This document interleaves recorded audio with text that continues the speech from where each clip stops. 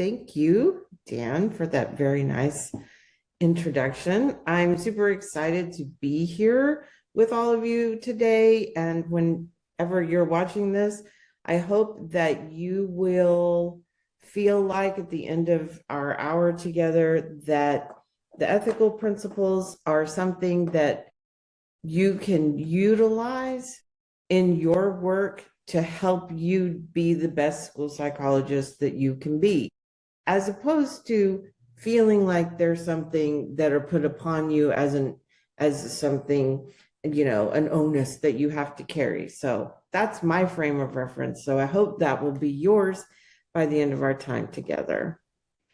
School psychologists have a lot of parameters under which they do their work, as you all know.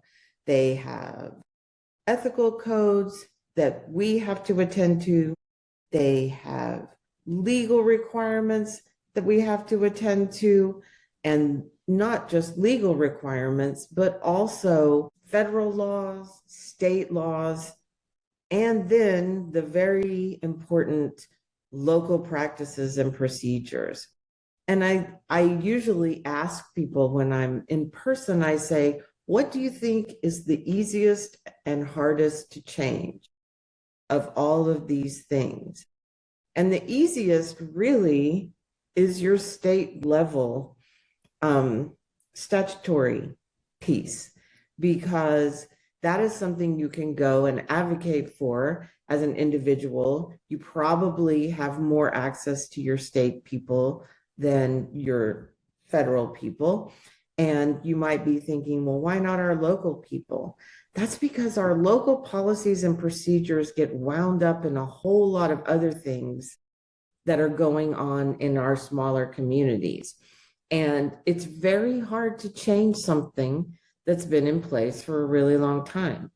And sometimes the things that need to be looked at or can create some ethical dilemmas inside the school psychologist are not even written down anymore. They are the how we do it, as I like to call them. And those are the most resistant to change of all.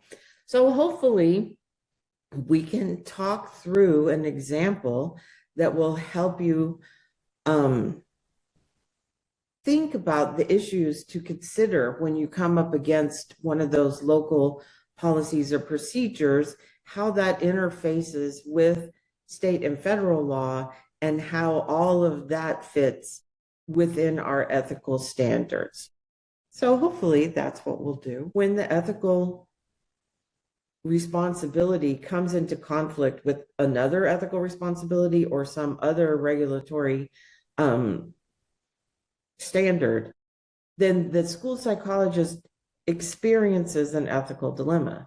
And this is really important parameters that we have to consider as school psychologists. There are ethical codes, there are ethical codes for school psychologists, ethical codes, broader ethical codes for APA. Some of you may be from other countries, so we have international codes. And all of those things are very consistent if you look at them across the various organizations. What sometimes comes a little different is if you look at ethics codes for other professionals that we sometimes collaborate with. And while some of the general guiding principles, the sort of do no harm and take care of those under your charge, are similar, there are some things that are quite specific to other professionals. So we sometimes get so caught up in our own ethical codes that we forget that the people we're working with also have their own set of ethical codes that they're considering when they're working with kids, students, families, whatever. We also have myriad legal requirements. It's really interesting because if you look at school psychologists or the practice of psychology in schools, there are so many requirements and restrictions and instructions about what we do, what we can do, what we shouldn't do, what we can't do, those kinds of things. And it's constantly changing. So we have to make it our responsibility to go ahead and keep up on all of those things at any given time so that we know that not only are we practicing in line with our ethical standards, but also the legal requirements. Obviously, there are federal requirements, FERPA, IDEA, regular ed law, ESSA. Then we also have state level interpretations of those federal requirements. We also have credentialing requirements or licensing requirements, depending on the state. And then we have state statutory regulations that may or may not be consistent with federal ones, and it just can get overwhelming sometimes. Sometimes we feel completely constrained by all of these things. And if that's not enough, we have local policies and procedures, which are really challenging at times if we bump up against local policies or procedures, more so procedures, because systems get very attached to the way they do things. And so to make adjustments within a system, when a system has been doing something the same way for a really long time, can be quite challenging. And so sometimes using our ethical standards as, I don't want to say justification, because that sounds like we're like trying to convince someone of something that's not really, And then the last thing we're going to do with our last 15 minutes is what is consultation? And the reason why I put this in at the end is because I feel like it's really important and it's an often overlooked part of functional behavior assessment. So consultation is an indirect model of delivering educational and mental health services. And this is what we do when we do a functional behavior assessment.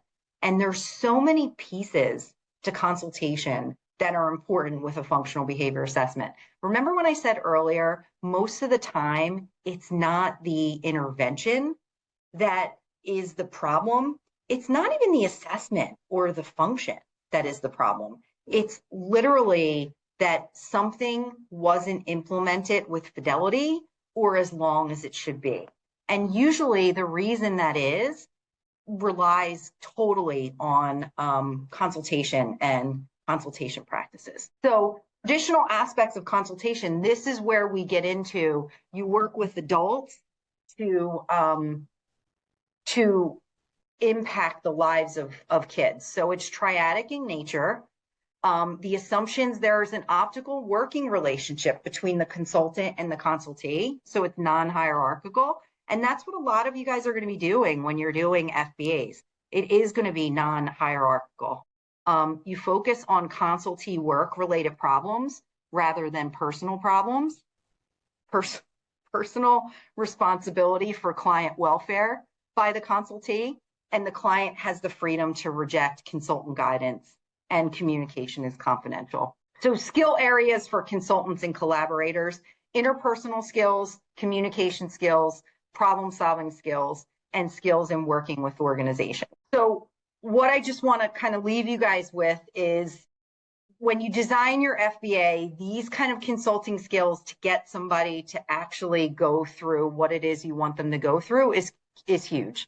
So putting the consultee at ease, setting expectations about the relationship, creating an environment of mutual collaboration, creating an environment conducive to change, developing social influence by being trustworthy, noting and responding to verbalizations, and being respectful. So having those kind of interpersonal skills, the most important thing about your FBA when you're working with another adult to help their child or to help somebody in their classroom is to establish that relationship with them so that they trust you and that they're more likely to implement what it is you're asking them to implement. Communication skills, attending to them non-verbally, listening, expressing empathy, questioning. We don't want to go in there and act as if we know everything, because we don't.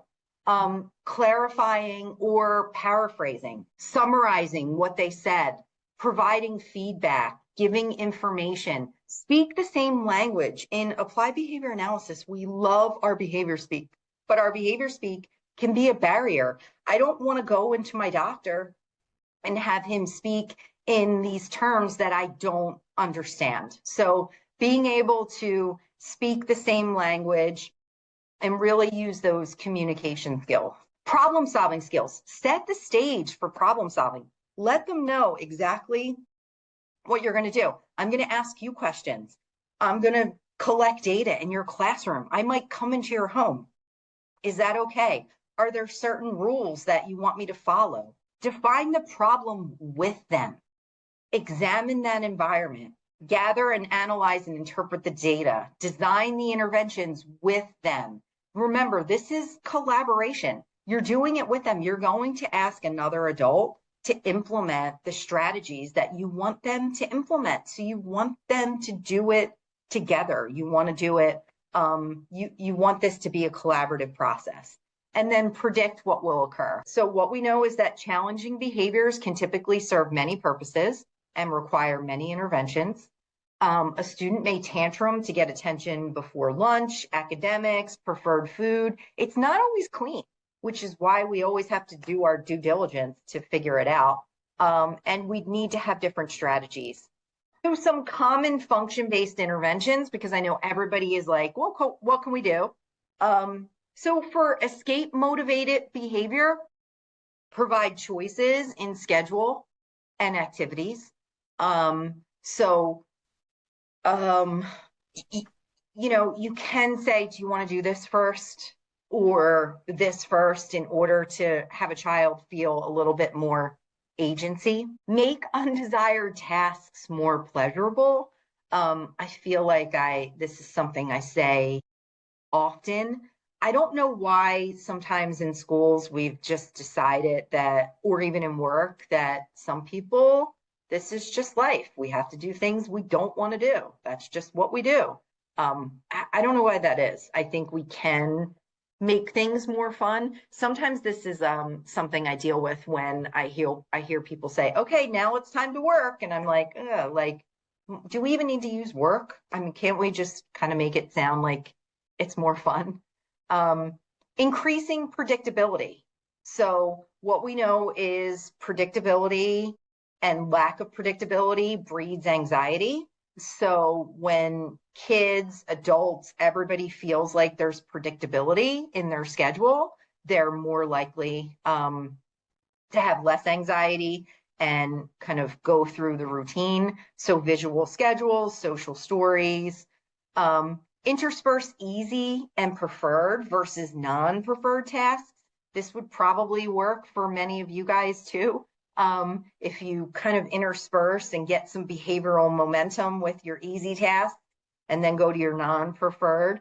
I'm kind of the opposite. I like to start with the non-preferred and then go to the easy preferred, but whatever works, but interspersing them so that the whole day is not just a non-preferred task. Modify curriculum and or instructional practices, and behavioral momentum. So prompting 3, 4 easy preferreds, and then prompting something that's more likely to be associated with non-compliance. For attention-seeking behavior, non-contingent attention or fixed schedule for attention. So really, sometimes I will describe this as if you think of kids in a fish tank, and water is attention. They don't care if it's clean water or dirty water. They just care that their fish tank is full. So if you can make a point to fill the fish tank with clean water, they're less likely to engage in behaviors to get that dirty water, which might be your correction or being punished or having to go to the office. Frequent opportunities for student recognition and praise. The positive interaction of 4-to-1. When I go into schools and if I have to do direct observation, I will do, just out of curiosity, I will do data collection on the 4-to-1 to see kind of where we are with that. And if it's a pure 4-to-1 or what we're working with. And teachers usually are really open to saying like, oh, yeah, this is great. Thank you. I mean, I didn't even realize I was correcting as much as I was correcting. So this was helpful. And provide opportunities for peer interaction. So if you have someone who's attention seeking, maybe they're more likely to work with peers. I am. If I have like a task that I really don't want to do, I will sit in a colleague's office with my laptop and say like, hey, can you just kind of walk through this with me? It helps. So some people are maintained by that, myself included, and increase teacher and staff proximity to the student. To obtain a desired item or activity, increase accessibility. So having that item more often, again, it's the whole clean water, dirty water, fish tank thing. You're less likely to engage in that behavior if it's available. Increase predictability for desired item or activity. So a picture schedule. First you do this, then you do that. How do we understand problem behavior? What we know with youth mental health is we have the DSM and we have the ICD-11. What are they? They're classification systems. So they're catalogs of mental disorders diagnosed by healthcare professionals. Why do we have them? It provides a common language for clinicians. It supports insurance reimbursement and access to services. And it promotes multidisciplinary collaboration. So this is the way youth mental health works in terms of classification systems. And the reason why we need it is it's a classification of symptoms that provides a common language. And then what we know, it's also supportive of billing of insurance. In applied behavior analysis, while that is part of what we do, and we can certainly classify the symptoms that we see and have that common language, we look at it from a functionalist approach. So behavior is a function of present and historical circumstances, right? That's what we know, behavioral history, what are the antecedents and the consequences that are going on. We look at behavior in terms of the operant, which is our unit of analysis, and we look at behavior that is learned. And we focus on the purpose or the function, not on what it looks like. So for assessment in behavioral pediatrics, we look at these functional relations individually as they're tailored to a specific child.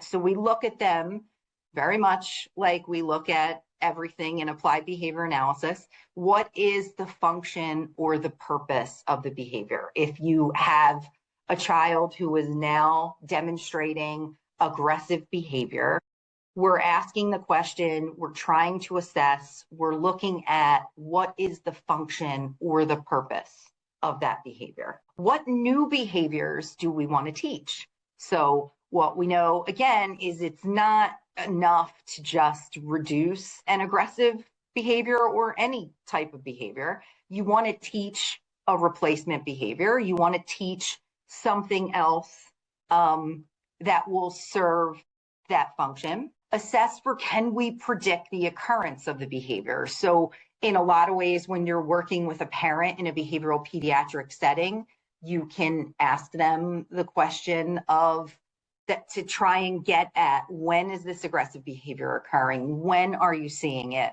To get more at the function. And what variables decrease the likelihood of the behavioral occurrence? So when are you not going to see this behavior? So some of the assessment methods, all of the stuff that we do in our clinic is based on the evidence-based science surrounding applied behavior analysis, but also what works in behavioral pediatrics. So what our students and clinicians will do, if there is that warm handoff from a pediatrician or a primary care physician, is they'll get the history. So they'll get the history by doing a record review, by interviewing the parent. If the parent if this is something that's a school-based problem, sometimes we will be able to have the clinicians interview people in the school that could give more details. Doing observations. So observing in the home, in the school, in the actual clinic to see what's going on. And then, if possible, a functional behavioral assessment, if possible and if needed.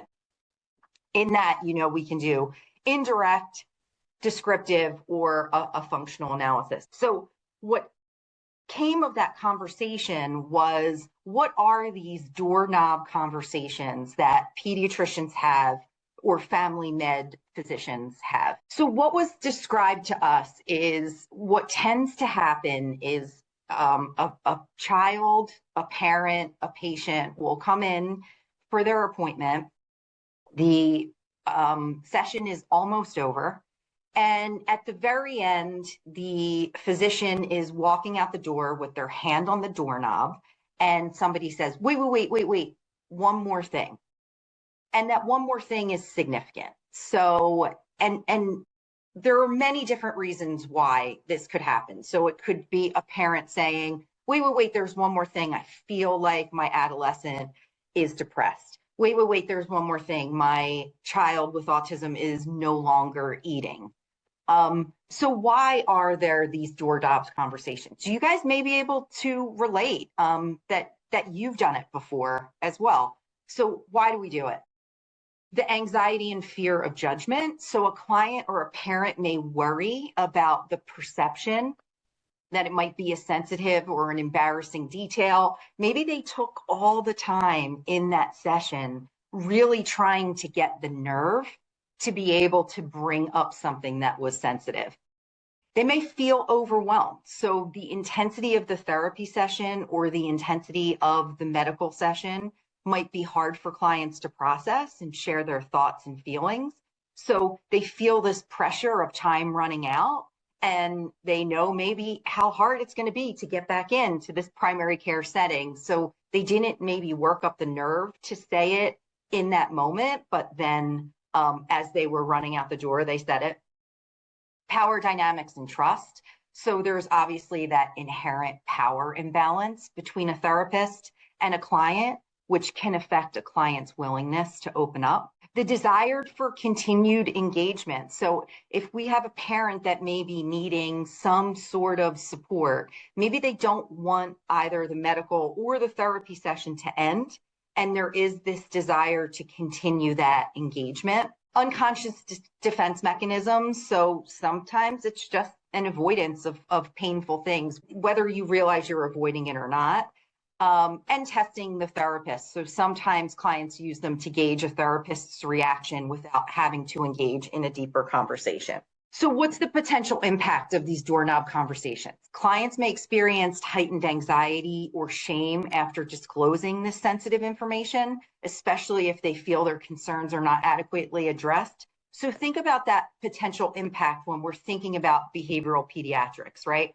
Behavioral pediatrics, you really want to be the warm handoff, whether that's from a psychologist or a medical professional, some sort of warm handoff. So when there is this doorknob conversation that could potentially occur, there's somebody there that's going to be able to follow up. Unresolved issues. So important topics may remain unexplored, potentially hindering the progress and the effectiveness. So if you do have a case where you have a medical doctor who really is on their way out the door to see another patient, and something significant is brought up by a parent, you don't want that to remain unexplored, especially when the research suggests that a lot of these doorknob conversations are important. There could be a rupture in the therapeutic alliance if there is a lack of an appropriate response or follow-up.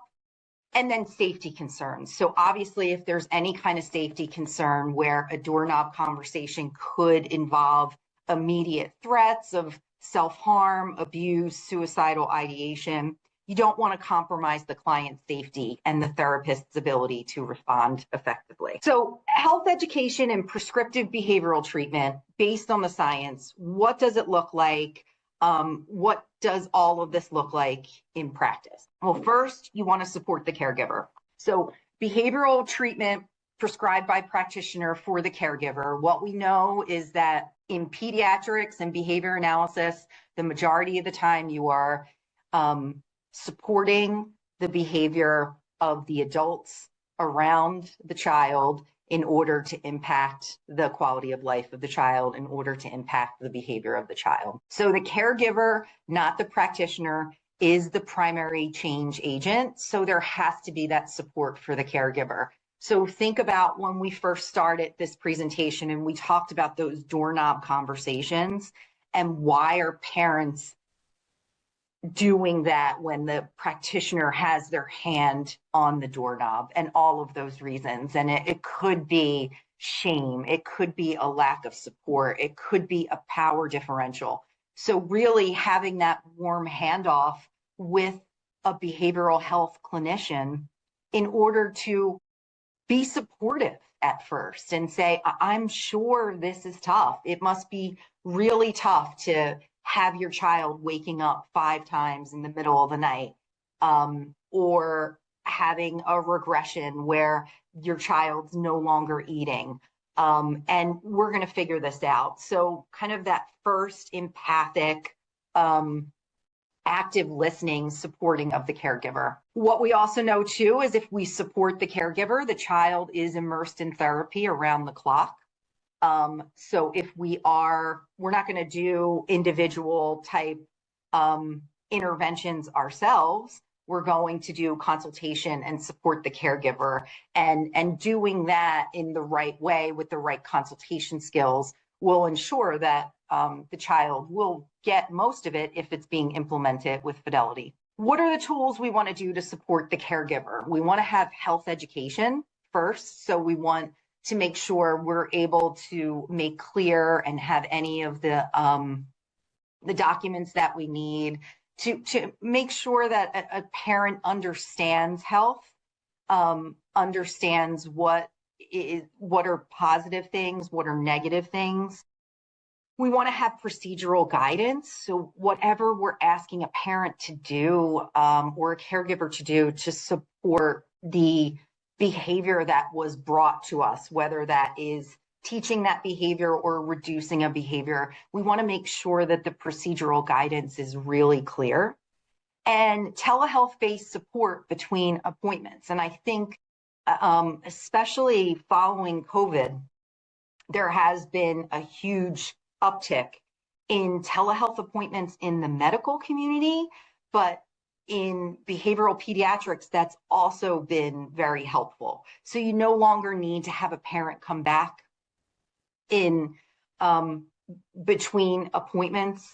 You can provide support through telehealth, which I think when we think about people being able to access. So test anxiety, I think we all know, is a prominent issue today. I think sometimes the New Yorker is a good index of what's become a kind of cultural issue, where you can see a child approaching their parents saying, I dreamed I was being chased by a giant standardized test. And so I think it's just emblematic of our times. Sometimes I think of this as being a kind of increase over time. At the very least, there's an increase in our discussions around test anxiety. And I'd like to talk about a few factors that I think may be at play. One of them I refer to as the test anxiety industry. There are parties who are not trying deliberately to make children or students anxious, but the nature of their work might lead to that incidentally. And so sometimes I see test preparation materials, for instance, that emphasize just how important it is to get as high a score as possible. Maybe it's also my New York City-based perspective, but I see some test prep folks like tutors who also are unintentionally kind of communicating that it's so important to get the highest score you can. What matters in life is getting a perfect score on the SAT and things like that. So again, these folks aren't necessarily trying to do any harm, certainly, but even so, they can be causes of increased test anxiety in some of the students who I've worked with. Another factor that I think is important, we see ever-increasing competition in high-achieving settings. And this will probably apply to some folks in the audience more than others in terms of who you work with. But if you're working with students who are in a high-achieving school or high-achieving classes, or just a high-achieving area, a kind of high-performance area, we see very high levels of test anxiety. And I'll come back to this slide, but I just want to show us a little bit more detail about this. There was a psychologist, Sunia Luthar, she sadly passed away a few years ago. She had been at Teachers College here. And so she had done some work that started about 20, 30 years ago. She was actually doing work on high-risk youth And she wanted to have a control group. And so her control group was a kind of what she thought would be low risk, affluent youth. And she was surprised to find that the affluent youth actually had higher rates of anxiety, depression, and substance abuse than the so-called at-risk youth. And so she spent the rest of her career documenting about how these sort of affluent folks, people who are in high achieving areas, often had unique and serious mental health problems. And so one of the aspects of that is academic competition. Shortly before she passed away, this article was published in American Psychologist, the APA flagship journal, on high achieving schools being a risk factor for mental health problems. I won't go into this in great detail, and I'll just actually show briefly the complicated model that she and her colleagues developed. I know this is small text, but some readers may want to look more into it, but it describes a bunch of different processes that make students in high achieving settings more vulnerable to mental health problems. And a lot of this relates to test anxiety, feeling as though you're in tremendous competition with students who are sitting next to you in class, what she and her colleagues call the survival of the fittest mentality. Only so many students in that class are able to get into a top college and so forth. Feeling as though your self-worth is dependent on very particular accomplishments that you may or may not be able to meet, these sorts of things. So I definitely see these processes in my own clinical work as one of the things that's led to an increase in test anxiety in some populations. The final factor is a sort of general rise in anxiety and other related mental health problems, particularly in youth. So we've seen a lot of work on this in the past several years, starting with the pandemic, but even as the COVID-19 pandemic receded, we've seen continued problems in areas like anxiety. A related topic that I'll talk a bit about that some psychologists have speculated about is that social media, other sorts of technology factors may be playing a role in the rise of these problems. So I'll just mention a few things that some folks in the audience may be familiar with, like for instance, surveys that started soon after the pandemic started to recede, showing that very high rates of teens and young adults were reporting significant mental health problems. In one survey in 2021-2022, 1/5 of teens reported clinically significant anxiety on a brief screener, the GAD-2, a sort of brief generalized anxiety screener. Some folks may also be familiar with Jonathan Haidt, the psychologist at NYU. He published a book last year that's gotten a lot of press, The Anxious Generation. And so Haidt argues there are a couple of different factors that are leading to a rise in anxiety. One is a kind of social media and other sorts of technology factors. Another is kind of overprotection from natural environment. Regardless of the particular causes, though, Haidt and his colleagues have done a great job documenting just the rise in anxiety. And just to show you a graph from their materials, their work has shown that this started long before the pandemic. So if we look at the cohort that often we're working with, teens, young adults, we see a tremendous rise in anxiety. We see a small rise in anxiety in somewhat older folks, ages 26 to 34. And then for people older than that, we don't really see much change, but really huge increase that started around 2012 for young adults. Let's see. So these are, again, a few factors that I think we need to consider when folks ask me, why is test anxiety so prevalent? When teachers say to me, I don't remember all of these problems 10 or 20 years ago. We really can note a few factors that might have caused that. The general philosophy of these test anxiety workshops and this intervention generally, Dr. Jordan and I took this from acceptance-based behavior therapy ideas. We naturally kind of go to those for a lot of our clinical work. So I just want to talk a little bit about this philosophy. Some folks in the audience may have a great deal of training, and you'll know this is a bit of a sort of simple description. But the idea behind acceptance-based therapy for anxiety is that anxiety itself is not inherently bad. It's, of course, part of the human condition, but it can be annoying, and at times it can be maladaptive if we let it. Usually what causes more problems than the anxiety itself is our reactions to the anxiety.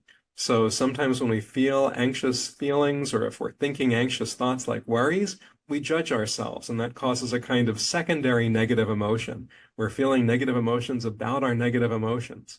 Another thing that can be a bad reaction is trusting that our thoughts and feelings are necessarily true and accurate. All kinds of random thoughts and feelings occur to us throughout the day. Often they're irrational. Often they need to be discarded. If a child has the sort of random thought during an exam that their parents are going to disown them or throw them out of the house for failing a test or something like that. That's not necessarily rational. It probably is not rational if they think they're going to fail a class because they don't do well on a test. Even that's very unusual. So students need to recognize when their thoughts are not necessarily accurate and not treat them that way. And then finally, the big thing, the big bad reaction to anxiety is what we call experiential avoidance, trying to do anything possible to avoid experiencing that anxiety. And so that's what leads to things like school refusal behavior and, in a milder form, procrastinating on studying. So again, we're trying to manage the reactions to the anxiety, and those are things that we can learn to control. We may not be able to stop anxiety from happening. We're unlikely to be able to stop it entirely, but we can change the way we respond to it. Another element of the philosophy is that anxiety can be managed, but even when the anxiety is there, we can still move towards our goals. We have control over a lot of our behavior. And we want to kind of emphasize to students what your goals are, and then that you can still do things like test yourself. When you're feeling anxious before an exam, you can still engage in appropriate studying behavior. So before I talk about the specific techniques that come from this general philosophy, I'll note that none of these were sort of developed whole cloth by us. All of these were developed, some of them several decades ago, as established, empirically supported techniques for anxiety. So to take an example, behavioral relaxation training has been common since the 60s and 70s. Arguably, the ideas actually go back several decades earlier, but we work to try to apply these specifically to test anxiety and package them in modules that, again, can be adjusted depending on the particular students we're working with. So with that as an introduction, I'll spend some time going through those 5 modules and discussing the specifics of the procedures. We're just trying to help them through this process. So there are a lot of signs and symptoms of anxiety. And, often when I present this workshop specifically to parents about, kind of what they can do, I say anxiety can look really different in kids. Like every kid might present it in a certain way. So I mentioned earlier, a lot of times it's this quiet issue, right? We don't see it. Maybe the kids aren't necessarily talking about it. We're not seeing them, have anger outbursts. But sometimes it can. And for some kids, we may see behavioral manifestations that we think maybe they're becoming oppositional or they have anger problems. But instead, these things are really driven by underlying anxiety. And it's part of why we as clinicians need to really spend time with families and with kids to conceptualize what the underlying factors are that might be impacting kids regarding their anxiety. So we can see things like anger outbursts or crying, parents saying, there's meltdowns, there's this theory or this kind of concept of after school restraint collapse. So, sounds really kind of a fancy word, but we've all heard, about kids who the school doesn't know they're anxious at all, right? In school, we hear they're doing fine. But what happens is that restraint of trying to manage and regulate that anxiety, maybe not always in healthy ways, results in this period of kind of that kind of coming down after they get home. And we might see more emotionality or dysregulation when kids are home. And, so we'll hear from parents saying, gosh, they're so stressed when they get home. And then we may talk to teachers and go, oh, they're this wonderful kid all day. So, we also hear terms like camouflaging and masking, and all of these things are kind of go together in some ways with when we talk about this kind of after school collapse. So we have to know and really look across settings. And just because maybe a kid is able to hold it together at school all day, that it doesn't have an impact later. And it's this balance. It's great that they're doing well in school, but it's also not a healthy way to manage long term. And we may see more difficulties down the line. So, those that are working in schools, I'll often say we have to listen to what that looks like at home. And are there some supports that we can do during the school day that might lessen that later, whether that be maybe some frequent breaks or maybe some ways to kind of do some decompression, kind of stress relief activities through the day. It might not be this complex intervention. I've had kids who have that aspect, that symptom afterwards, that kind of fatigue at the end of the day, and sometimes throughout the day, doing 2 to 5 minute little breaks with very specific anxiety reduction strategies, whether that be some type of a mindfulness or engaging in deep breathing, maybe even just taking a walk, might be enough to decrease that when kids get home. So when we talk about anxiety, why do we want to tackle anxiety in kids in general? So why do we kind of want to address this? A few things. One is, doing this for years, and many of you probably know this as well, the anxiety is kind of a quiet distress, right? Many kids, they may not say that they're anxious. Maybe they're just withdrawn. Maybe we may say they're shy or whatever term we might put to it, but it's sometimes quiet. It's not always that we see these behaviors that are kind of external. And we're going to talk about some of those. But for a lot of kids, it's not that they're showing behaviors that may be more challenging or disturbing behaviors. It may be something that's much more internal. We also want to tackle this because problematic anxiety doesn't just go away. I oftentimes will say, oh, they're going to grow out of it. Well, maybe there are cases, but what we see more often is kids who have anxiety, depending on kind of the behaviors and other things that come into play, the anxiety actually doesn't go away over time. And sometimes we'll see that reinforcing some of that anxiety actually increases the anxiety. So a lot of times working with parents just developmentally that, the earlier we intervene, before maybe the anxiety is at a high level, the more successful generally will be in our interventions. The other thing is that, anxiety in kids is associated with adult anxiety later. So we know that if we're not treating anxiety at a young age, we may see even in adulthood anxiety or even depression develop. So the earlier we intervene, of course, the better. And then anxiety in kids is associated with substance use and substance abuse in adulthood. So, again, why does that happen? Well, there's a lot of thoughts around it, but I think kind of the simple idea is that many times we see that when we're not intervening with anxiety and building coping strategies, individuals will find other ways to cope. So maybe in adolescence, they're exposed or experimenting with alcohol, and all of a sudden their anxiety feels better. We've all heard of people who say, oh, when I drink, I'm not, I'm a much more social person.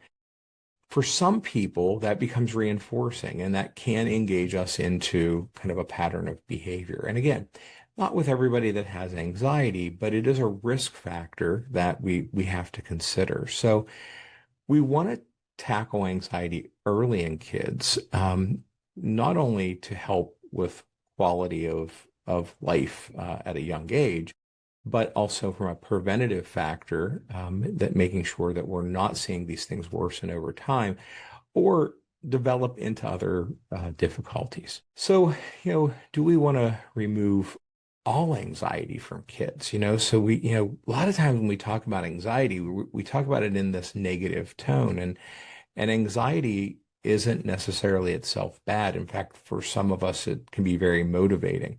So, the simple answer is no. We don't want to remove all anxiety from kids. We don't want them to just take risks in everything, but we want to make it more manageable, and we want to make it where they can be thoughtful in how they approach certain situations.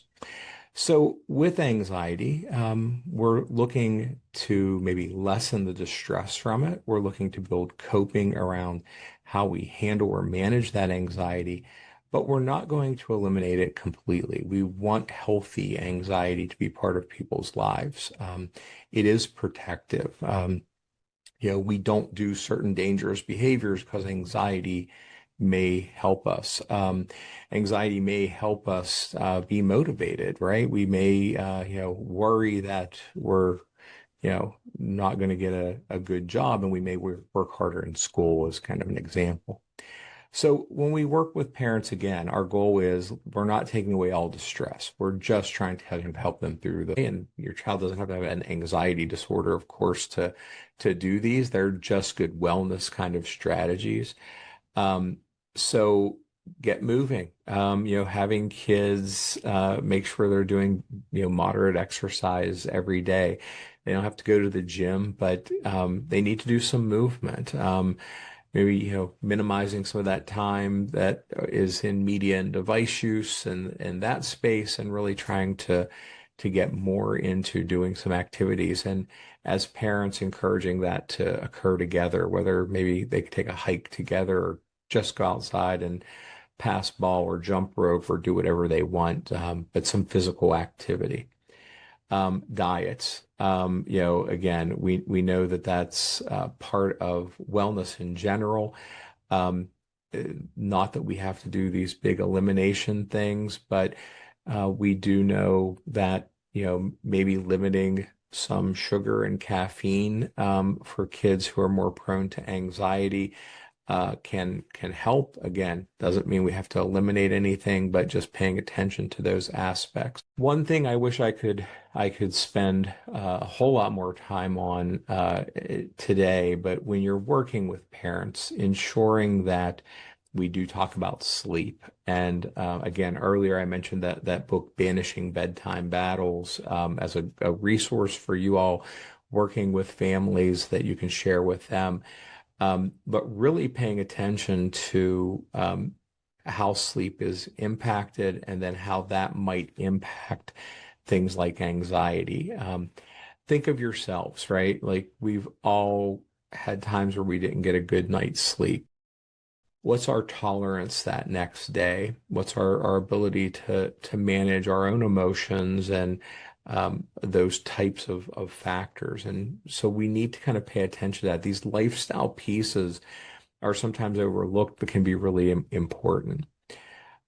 Getting families into practicing some relaxation or mindfulness. I often encourage parents to maybe do some pause on purpose activities through the day, that, randomly through the day, just saying, all right, pause on purpose, set a timer for 5 minutes, and everybody in the family puts down what they're doing, and maybe they just take a few deep breaths. Maybe they do a progressive muscle relaxation. And there's a whole bunch of activities, but building into our day reset times that we can focus on, not just at times when we're reacting to anxiety. Good wellness and good anxiety management is about doing it habitually, right? Being part of it. So what we did in my former district was we vetted 3 professionals in our community that had expertise in threatening, targeted violence. They also had expertise in threat assessment. They understood disabilities and they understood schools. Okay. Now, it is not easy to find those professionals, but now that there are interstate compacts, there are professionals sometimes in other states that have the ability to help us with this.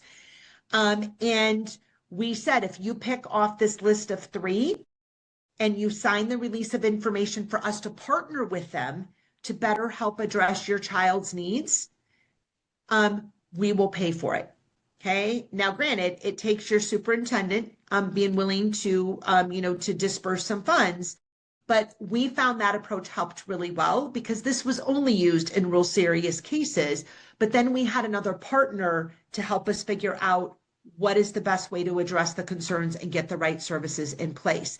And in this particular case, it says the IEP team should be sharing information with the threat assessment team and vice versa, because the threat assessment team needs to understand the disability, present levels of functioning, the current plan in place, in order to make sure that they're interpreting the behaviors correctly and recommending appropriate supports.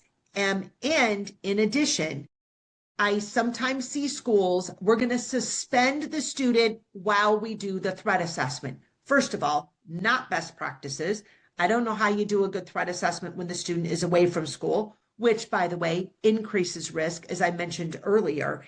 And if they are a student with a disability, if you are removing them from school while doing a threat assessment, that could be considered a change in placement, and parent consent could be needed and/or an MDR required. So how do we keep out of the tricky waters? Keep them at school under supervision, okay, as we're engaging them in this process, and the outcomes of the threat assessment determine if removal is even going to be necessary and appropriate. In this particular case, we did have a student with a disability who threatened to poison a classmate with hand sanitizer. This was back when they still referred to the disability as Asperger's. They removed the student from their magnet school. And when it went in front of a hearing officer, they said, no, you failed to have the evidence to show that they actually intended to do that. Okay, you failed to show that there was a high probability that they were going to do it. And you didn't have any data to say what you had in place proactively to address some of the concerns that led to the student threatening that classmate. So again, direct threat standard. Okay, so they said, no, you are not allowed to remove the student. Now, in this particular case, this was an 8th grader with ADHD who had an outside psychiatric evaluation done. Okay, and it was the psychiatrist that actually labeled the student as dangerously violent. Okay, the student is going to be coming back to school. Okay, so they were putting their educational programming in place. And the school said, we need one-on-one monitoring and daily searches. The parents tried to fight that, saying that it was too much. And the courts supported the school district because they said, no, data supports one-on-one monitoring and daily searches are appropriate. And this was the one where they also said, and the results of this threat assessment need to be shared with the IEP team, okay, for the purpose of appropriate educational programming. So again, that collaboration back and forth where one process informs. Now, in regards to FERPA, FERPA we know is the law that covers the confidentiality of educational records. However, we can share information from educational records without consent when it is necessary to protect the health and safety of a student or other individual, if there is a significant and articulable threat. This also means special education documentation or 504 paperwork. We are not violating FERPA when we share information from IEP records or 504 records with the threat assessment team. There's actually court cases that say we better be sharing information back and forth because that disability needs to be taken into consideration in the threat assessment. Now, it does not mean a blanket release of all educational records to members of the threat assessment team. We can only share information that is specifically related to that safety concern. So what that means is someone on the threat assessment team, particularly your special education representative or the school psychologist, would be looking over the IEP, the 504 paperwork, and then determining what is pertinent to the threat assessment team to know in order to understand the dynamics of the behavior. Okay, do they actually pose a threat or not? And most importantly, what might we need to do for programming? Because we've got to know what's currently in place, baseline behaviors, present levels of functioning, current programming, then to determine, is this behavior inconsistent with baseline behavior? And or what do we already have in place to try to address it? Is it sufficient or not? So again, that information when we have a serious safety concern, we are not violating FERPA. But again, it is recommended that your threat assessment team members do sign an acknowledgement of confidentiality, so they are not out there talking to individuals that they should not be talking to. Also, If we end up with a student who, for example, ends up in the juvenile justice system, there may be appropriate times where we do need to share information with that juvenile justice system in order to inform potentially if they're going to be charged. But most importantly, do we have information that can help inform what is the best interventions and supports for that particular individual? If you get a court order or a subpoena, you always want to double check with your educational attorney because they will guide us through what do we need to share. And we can share information with other schools. We are not violating FERPA if we have a good rationale why sharing that information is important in order to address the safety concerns. So I will talk more about that as I get into some additional information sharing and the exchange of records. Now, FERPA does allow us to share or to put information in the student's records if that significant behavior posed a risk to safety and disciplinary action was taken. It does not say we must keep it in the threat assessment records, but if the threat assessment resulted in disciplinary action and there was a significant safety concern, we can place that threat assessment, for example, within their cumulative records that would then get forwarded. But I will tell you, really, the goal of this is to not have to do discipline. We really want to be looking at alternatives to discipline. Also, we can disclose information to staff who have a legitimate educational interest. Basically, anybody who is providing services to that student, who's going to be supervising that student, or is going to be responsible for supervision during different points of the day. Or, for example, if you have an outside expert that you are wanting to bring in, as long as you have identified them as school officials within your FERPA notification, you can share information from educational records for the purpose of those individuals doing their job and being able to figure out how to best support the student. Now, in regards to MDRs, okay, manifestation determination reviews, we do not have to do an MDR every single time we do a threat assessment. We only need to do an MDR on a student with a disability if we meet the MDR threshold as we would in any other situation. So in other words, if that removal, okay, or that disciplinary action is going to be for more than 10 consecutive school days, or it adds up to more than 10 days, then yes, we would need to do a manifestation determination review, okay? Also, we do not have to do a threat assessment every single time a student with a disability is dysregulated, okay? So in the screening tool that we teach as part of the Secret Service NTAC model, one of the biggest questions in there is this consistent with baseline behavior? Are we currently addressing this behavior? If so, we do not have to go to a full threat assessment every single time the student is dysregulated. However, if we are going to look to remove that student from campus or restrict participation, and it's going to meet the magical 10-day rule, we do need to conduct a threat assessment because we got to determine, do they actually pose a threat? And that is going to then also activate an MDR, okay? So there's also some information out there that a threat assessment protects students from being removed. No, it's not a protection, okay? Because we're looking at the behaviors of concern. Again, it's not about the label, right? The threat assessment, though, helps determine, do they actually pose a threat to meet the direct threat standard? And is removal even appropriate? Or is this something that we could better handle through other programming or like conflict resolution, problem solving, or restorative practice? So again, we do not want to confuse threat assessment with MDRs. We do not want to confuse manifestation determination reviews with threat assessments. They have their own separate protocols that need to be followed, but information may be shared back and forth, okay? So again, if that threat assessment determines we need to do removal and it's going to be more than the 10 days or cumulative 10 days, then we may also find ourselves in an MDR. but also the outcome of the MDR can help inform what do we need to do for management and programming.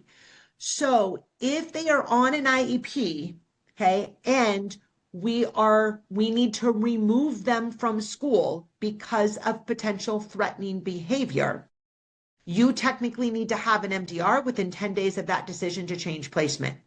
Okay. If you determine it's not a manifestation, then as appropriate, okay, we need to look at doing an FBA, a behavior intervention plan, and more than likely removal is not going to be supported. If it is not, well, I should take that back. If it's not a manifestation of their behavior, then we can potentially proceed with disciplinary action as we would with any other student. But what they're also going to say is, could you do an FBA and develop a BIP that might be more appropriate than looking at significant disciplinary action? If it is a manifestation of their disability, you are not more than likely going to be able to look at discipline and or removal. And do we need to do an FBA and a BIP, or if they already have one in place, do we need to go back and update that? Okay. Now, here's something most people don't realize is if they are currently on a 504 and we end up doing a threat assessment, okay, we determine they do pose a potential significant risk. And we're going to be looking at any significant change of placement, or especially if we're looking at proceeding with expulsion.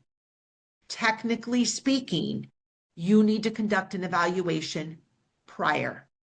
And that's where the stay put rule may come into play.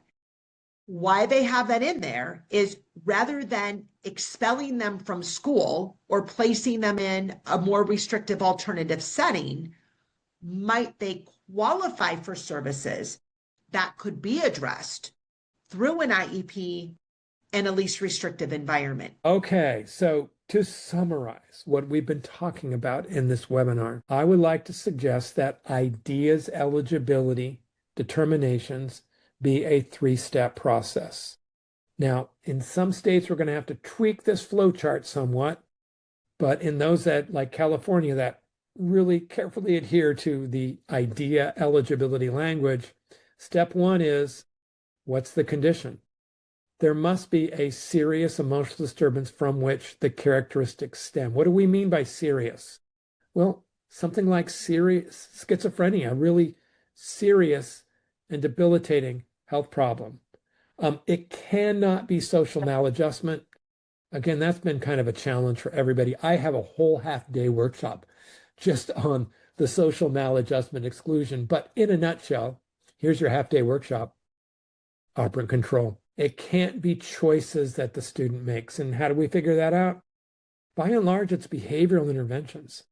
Okay, so we have something consistent with IDEA's definition of emotional condition. We want to make sure we do a complete evaluation. That's characteristic 1. We want to make sure it's not explained by intellectual sensory health factors. And then we want to connect it to one of the remaining 4 characteristics. And again, this is where collaboration with community-based professionals would be appropriate.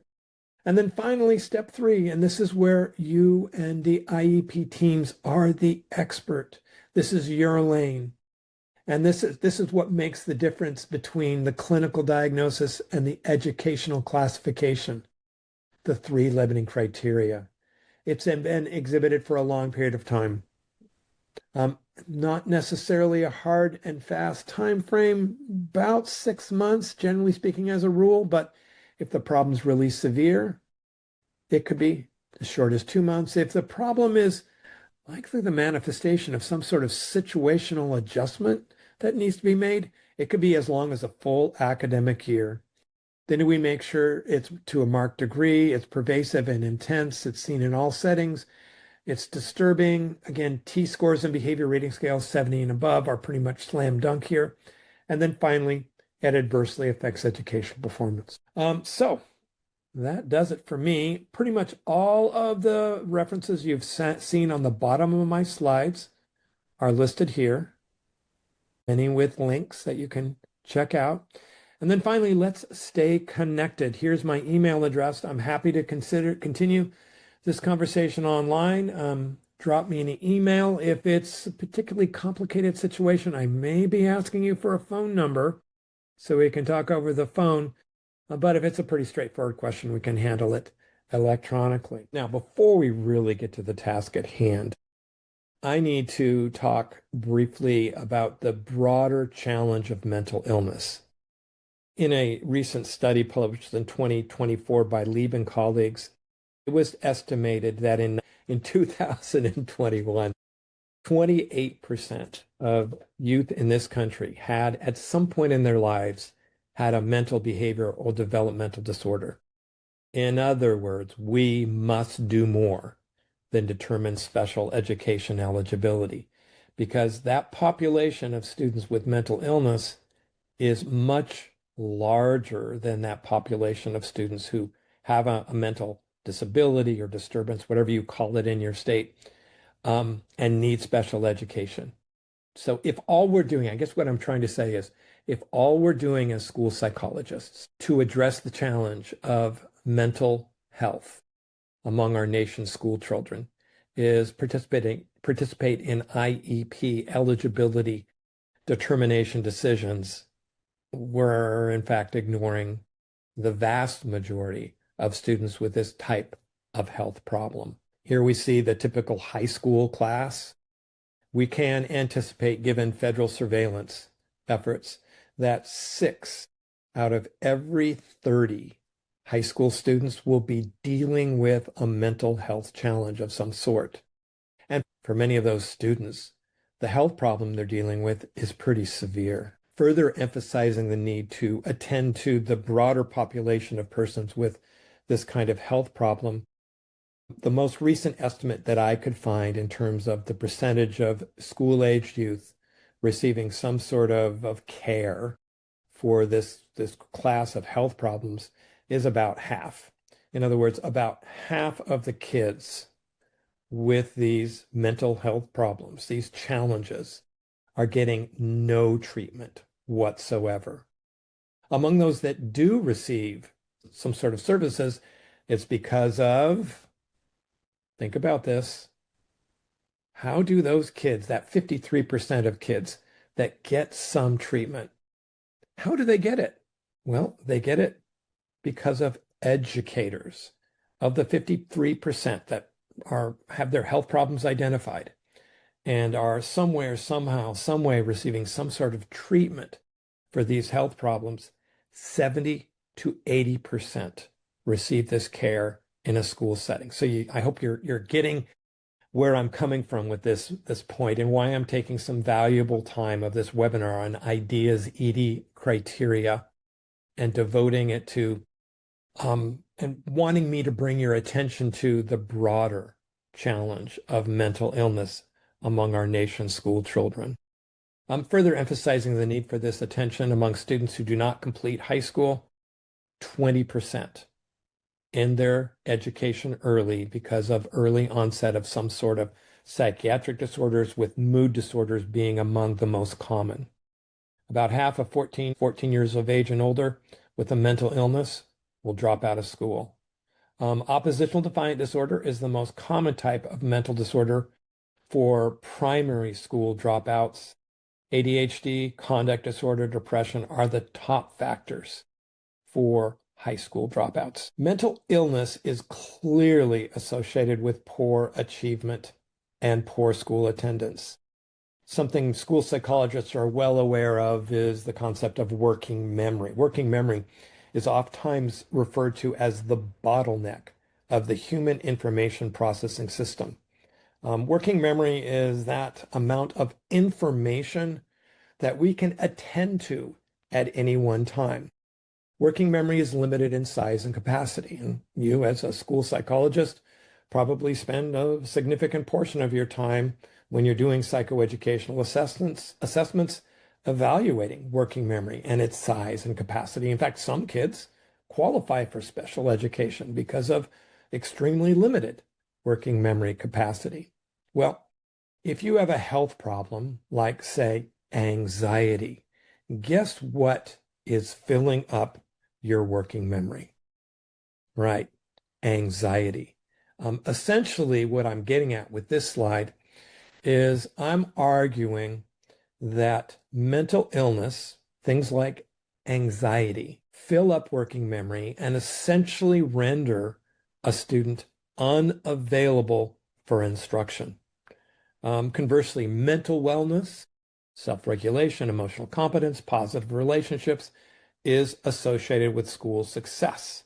So don't get me wrong, I'm going to spend a big part of this time talking about IDEA's eligibility criteria. I think it's actually one of the more important aspects of our jobs as school psychologists, but it cannot be the only thing we do.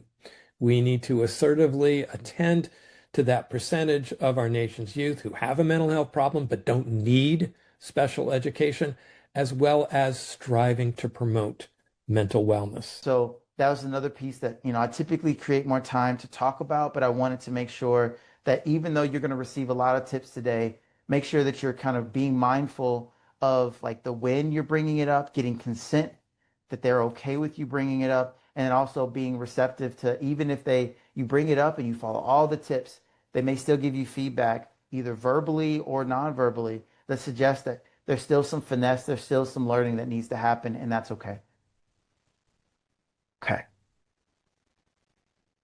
So the last component of building a culturally responsive mindset that I will want to allude to that is a nice segue to where we're about to get to in terms of the REACH model is really thinking about whenever we are trying to show up for our clients in a way that celebrates their strengths, creates space for the stresses that they're going through, that we don't just have to do what feels natural or respond from our gut, right? We can actually utilize a lot of research, a lot of theory, a lot of frameworks that are available to us to kind of really anchor and be theory driven with clear intent of how we're trying to show up. And so today's training really is about helping to offer just yet another framework that will help you to be, thoughtful about getting the information about cultural stress and also being flexible about how you respond. So if they shared something and you're not quite sure if there's a cultural flavor to this, one of the follow-up questions, or these are some prompts that I've used actively in my work, is for some, these experiences can make them question why they were treated this way. I'm not trying to say that I know this is why you were treated this way, but I'm curious if you've ever thought about the why or the attribution process. Why do I feel like this has been a part of my story or my experience? And then if I feel like somebody's really kind of consented and invited me into this like identity kind of exploration part of their story, being like, is there any part of your background that you feel or that you've suspected is connected to this experience? And if they say no, then okay, I can move on. And if they say yes, then I'd be more than happy to ask permission to move further and understand a little bit more of what they feel falls in this category. Also, current events that are vicarious. So social media and media in general is constantly kind of showcasing different ways in which culture and stressors in different cultural groups are an everyday thing, and something that people are often struggling with. And so, if somebody brings something up, or if I know that something that has happened recently feels related to a part of their who am I diagram that they have communicated to me earlier in the therapeutic process, I might use a phrase like, I recently heard about this event. I'm curious if this is something that you have thoughts about or something that you would be interested in talking more about today. And if the answer to that is no, like, why are you bringing that up? I was like, oh, wait, I'm aware that some individuals are really struggling with this right now. And really, I've had some conversations about it today or this week or this month, and just wanted to give you the opportunity to discuss that if you'd like. And if the answer to that is yes, like this is something that's really, really been on my mind, and maybe then exploring that further in the impact of that. From a race standpoint, here are some self-reports that can be utilized as well. Some semi-structured interviews that should be accessible online. And last but not least, the in-session activities. One that I love that was created by some of my colleagues at Montefiore Medical Center is the mapping vulnerability and privilege. So this is more of like a drawing exercise where you have people draw their communities and the resources within their communities and have them kind of color coordinated in a color coordinated fashion, represent the resources that they do have access to and they don't, and also any sources of violence or even discrimination within that map. And then you can also, they also include some process questions to help you kind of give you some support in exploring that with your clients. And then I also have another kind of map exercise in my workbook that also helps people to map out their relationships and the spaces in their community that they spend time. And then it gives specific prompts for kind of representing not just the stresses within their map, but also the strengths as well. Impulse control and attention. So not surprisingly, we would automatically think this is ADHD, right? This kind of rapid shift in focus, instant gratification, and acting without really thinking through your actions. And that may even be rewarded in things like gaming, where, you know, you hesitate and it really costs you. But in the real world, it's much better to develop that pause button and be able to focus that attention, because having it scatter all over, I mean, that's one of the reasons why ADHD is an actual disorder. Okay.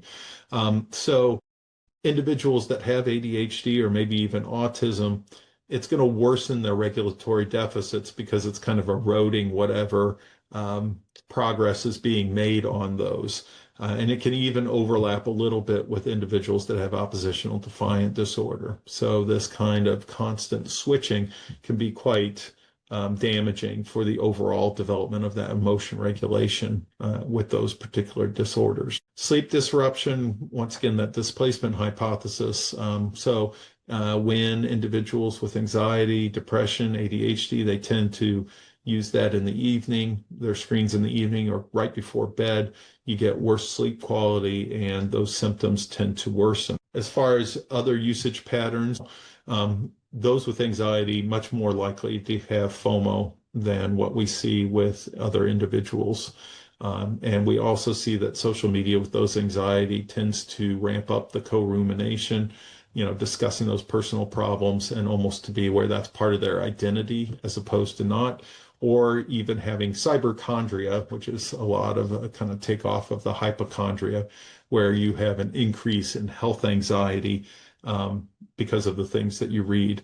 And as we all know, when we were first learning on the various disorders, it can be very dangerous to read too much when you're studying this, because you identify with it yourself and self-diagnose, even though you really don't have those disorders. With depression, what we see is this kind of unique increased or addictive use trajectory with social media, phones, video games.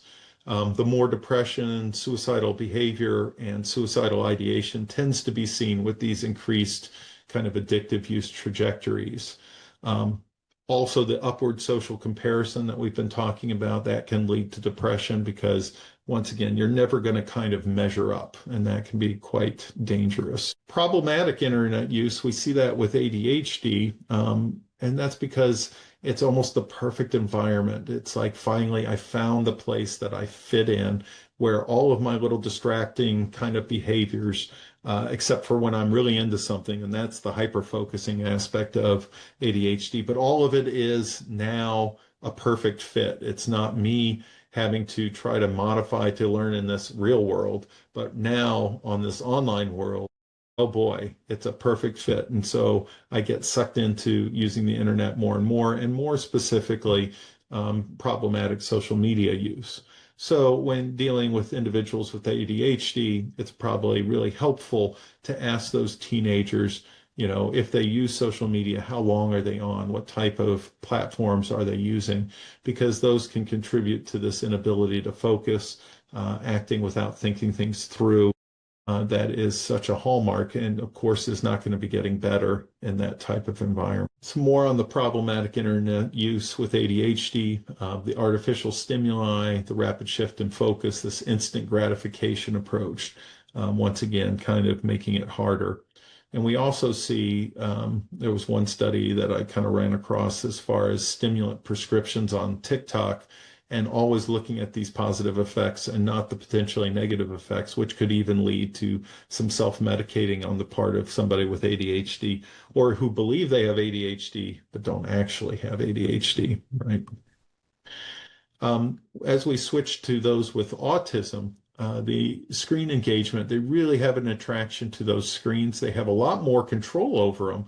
Now, they're more than 5 times as likely to stream shows or play games than use social media. So it's those interactions and things that they can do relatively solitaire that are going to be more appealing and can maybe even lead to that overuse. Now, that's something that could help. But once again, that's losing the nuance of quality and context of screen use. So maybe rather than limiting screen time altogether, limiting time on Instagram or Snapchat or TikTok as opposed to blanket kind of screen bans. Okay. If you are working in schools, if you talk with teachers or if you talk with parents, these are just some ways to kind of refer teens for help and have these individual adults that are involved with these teenagers on what sort of things to look for. So, for example, mental health concerns, those who are anxious or depressed, experiencing suicidality, or even having dysregulation symptoms, they may need to go ahead and look at screen use as one of the factors contributing. Not all problems are because of screen use, right? But it certainly is a influential one, or certainly can be. So we need to kind of rule that out. Are there increases in behavioral problems, conduct problems, having troubles relating with others, more disruptive behavior disorders, short tempers, having kind of tantrums, destroying classrooms, things like that. So that aggression and inattention, has that started to escalate? Now, parents may be more aware of problematic online behavior because they would see that when they get home and the teenager won't get off. They may be engaging in more of that social comparison or negative feedback. They also may be presenting themselves in risky ways in the way that they kind of interact or pictures that they upload that are maybe riskier ones. As far as the addictive patterns of use, we've discussed that. Like they can't stop using even though they've tried. They get these withdrawal symptoms, being very fidgety, this tolerance and then relapsing when they have the opportunity, or just thinking about doing gaming all the time to the point where they're, sketching out plans and everything to the cost of actual lessons and real world content. And then excessive time, not just 4 hours, but 9 hours or more a day. And that can really get at it. And then finally, the decline in academic outcomes. There's just no better way of figuring out when something's wrong happening when you see these academic outcomes starting to pile up. You could also see it within attention, which is readily apparent typically in a classroom environment, but you could also see it at home.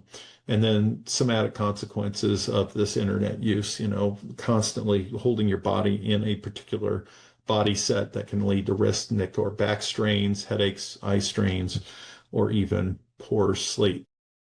So hopefully we've gone through quite a bit of material in our hour and a half here.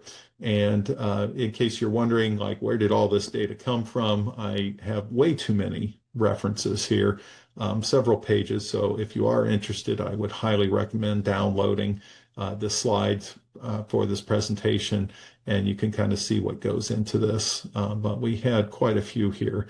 Like I said, I went a little nuts. This is what happens when you use AI and you have 150 some odd articles that are available on this impact of screen use. You get a lot of sources that are actually quite good ones. So I wanted to make sure to include them all. Maybe I should have scaled back a couple of slides worth. That's who I am. And if you do need to go to get a hold of me, you can go and email me through psychedpractice.com. I don't have a presenter website, so that's why it just says presenter website. But hopefully you found this particular session useful. I think it's something that a lot of times if you're working with adolescents, that we know is a factor, but maybe it's not as much of one that we bring up compared to some of the other things that we may bring up in a therapeutic session. And so this is just to get you a little more aware of some of the symptoms, what are some of the costs, some of the rationales behind all of this. And hopefully, if you do see these things, one of the things to do if you find out they're using it is to ask in a very open manner on how they're using it and what they're getting out of it and why they feel like they need to use it this amount.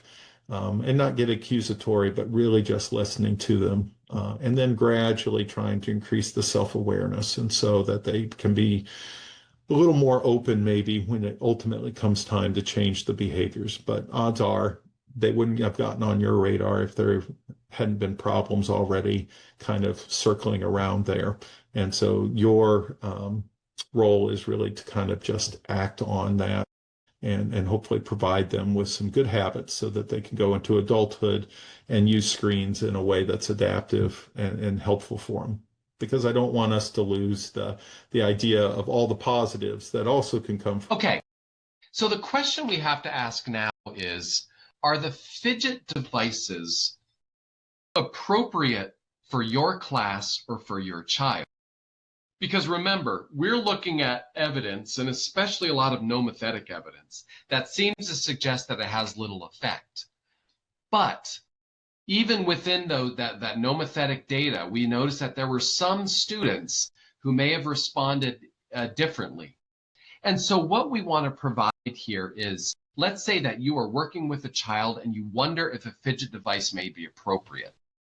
These are some clinical suggestions, though by no means would we say that these suggestions are supported by strong nomothetic by strong nomothetic evidence. It is possible that there are some behaviors that we simply want to interrupt. For example, skin picking or hair pulling, excoriation or trichotillomania. All of those, or both of those, refer to replacement behaviors that we want to make sure don't happen. And a fidget device may be an appropriate replacement behavior. So that would be the first thing for us to consider. The second thing for us to consider, think about the nature of the academic task. Particularly to think about the type of input the student needs to make, and think about how they generate the output. Do they need to use motor output? Do they need to write things down? Do they need to speak? And then we want to think about what is particularly the demands of the task, and what are the demands of the fidget. So if we think like passive listening, that's a form of input. Is it possible that a student can be fidgeting with something in their hands while listening?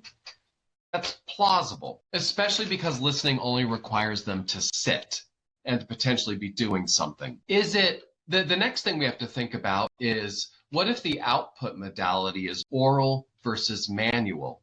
Well, a fidget device may very well interfere with writing, and that may be particularly difficult. So is the output modality oral or is it writing? And if it's writing, a fidget device may be inappropriate. Or if it's anything else that requires hands, like any science experiment, any kind of digging, any kind of PE activity, it's possible that the fidget can provide a direct interference with that. We also need to ask the question of upper body versus lower body fidget. If we are walking, is it possible that we could be using our hands for something? Maybe. Would it be distracting? Possibly. But someone could potentially walk and still be fidgeting, but someone can't be writing and fidgeting. So we think upper body, lower body. It's possible that somebody can sit and play with an exercise band while at the same time be writing or using their hands. That is plausible. So think about the direct kind of motor interference that the fidget device provides if deciding that a fidget device is appropriate. Before we get into kind of the cognitive tests themselves, I want to bring up just a few things. One of the questions that I think Michael and I have heard a million times is, well, the person has a 73 IQ. They can't be considered intellectual as having an intellectual disability. And, there are some states that have tried to put these hard lines in place. What we have to realize is that beyond what we see in kind of some of our state laws, these have been challenged, and not only challenged in things like due process cases, but challenged to clear up through the Supreme Court. And there's a few cases that I just have listed here. Now, many of these do involve adults, and they involve the fact of these are maybe individuals who never were identified as having an intellectual disability, then as an adult had a criminal charge against them, and then there was question to their ability to stand trial. And then later in life, a disability was determined. And many of these, or actually all of these, challenge the idea that there's a rigid IQ that we should look at. The one that's probably the most famous is the one that would be on the right of your screen. That's the Freddie Hall case versus Florida, because that really got a lot of kind of publicity when it was happening. And the Supreme Court has a very detailed review, and there's been a lot of amicus briefs written about this from APA and some other organizations. I'd suggest reading it. It's actually quite interesting to read for a legal case. But what it was determined, and not a unanimous Supreme Court decision, but a majority decision that said, no, when we look at things like intellectual disability, our tests cannot be looked at as that accurate. And we must look at things like standard error of measurement. So someone with an IQ of 70, based on all other factors, should have the opportunity to be considered as having an intellectual disability, and that we can't cut it off at that. And that was a case of, in this situation, a potential death sentence case that they overturned. So something to just kind of consider as you're doing your. So when we talk about what tests to use, and then I'm going to let Michael kind of go through kind of the score aspect here. But there are a lot of tests that we can pull from, and there's no perfect test. I see people all the time say, "Oh, what's your protocol for intellectual disabilities?" I don't know if I have a protocol. I think I pick the test that might be the best for the situation with a certain person. So maybe sometimes I might think about a nonverbal test, but that's not my go-to in these cases. And usually there's really kind of rare circumstances. Sometimes I think the WISC is a better test. Other times I might use the RIOS. It really does depend on the situation. We know certain tests have better norms for more severe ID, specifically the DOS-2. And although it's old, the Stanford-Binet, they do have extended norms that are not statistically compressed. So most of our tests, lowest score you can get is 40, and that you can't go beyond that for severe cases. And that's because of the way statistical compaction is put into play with test development. However, some of these tests have those extensions, the DOS-2 and Stanford-Binet being two examples. So if you're working with populations that do have more severe difficulties, those are two tools that we can look at. I'm going to turn it over to Michael to talk a little bit about specific tests and how we look at some of the scores. Number one, we need to be cautious, right? And I know that something that Ray and I have both encountered when we encounter questions on social media, or when I'm teaching a graduate class and I get questions from students, or I'm consulting with people in schools, is the idea that I feel icky about, say, identifying a student with a full scale of 73 and verbal comprehension scores of 75 and some really clear strengths. I feel icky about identifying them as intellectually disabled. I want to be really careful with that diagnosis. We absolutely should be careful with that diagnosis. That is not a term we want to throw around carelessly, right? But caution doesn't mean adopting more rigid criteria than are written into the law, right? Caution means doing a very comprehensive, careful evaluation and working very deliberately to collect the best information we can, and then applying it to the criteria that actually do exist with fidelity, right? So sometimes we see arbitrary cutoffs as cautious. Well, if they're not at 70 or below, I'm not going to call them intellectually disabled. I would suggest that's actually lazy thinking, right? Caution really means doing a deep dive and collecting all the right data and then really understanding the properties of the tests, which we'll go into in a minute, as well as the definition of ID that we're working off of. I would also suggest that we always need to approach this, and Ray has mentioned this already, but I'll echo what he's saying, with an acknowledgement that individuals with intellectual disabilities show tremendous potential for growth, and that should be a focus of our evaluation, right? So our adaptive behavior assessments, if they uncover, say, really significant strengths in personal domestic skills, like the youth that Ray talked about before, who could make 200 rounds of pizza dough a day, that doesn't mean he's not intellectually disabled, but that also doesn't mean that we ignore that, right? We use that as a jumping off point for services and for supports, and we celebrate that strength. And we also acknowledge that if we do identify an individual with intellectual disabilities, and we do what we're supposed to do, which is get them really good teaching and intervention, we are going to see growth, right? So 3 years from now, we shouldn't assume that everything is stable. You know, when we're doing our reevaluations, we should hopefully see areas of tremendous growth, which is expected in individuals with intellectual disabilities. You know, we should expect it and we should celebrate it.